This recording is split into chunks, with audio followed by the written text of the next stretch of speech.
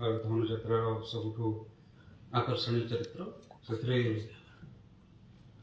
Select होती सुशील कुमार मेहर। शेष दिन में आपण मैंने जानी कंस भूमिका कलाकार मान चयन होता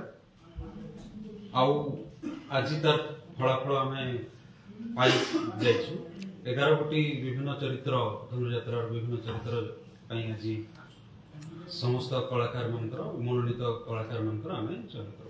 प्रथमे मु कहवाक चाहे मुष्टिक चरित्र प्रभास कुमार त्रिपाठी मनोनीत होती।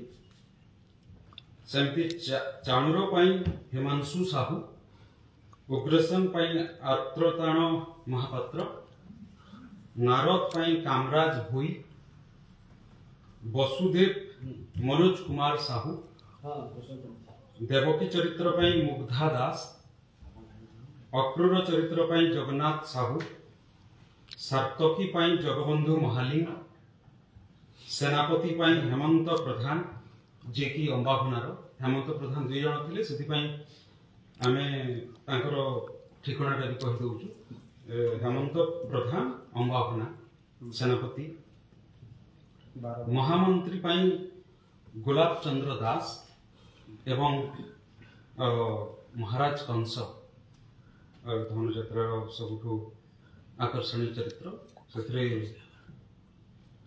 सिलेक्ट होती सुशील कुमार मेहर।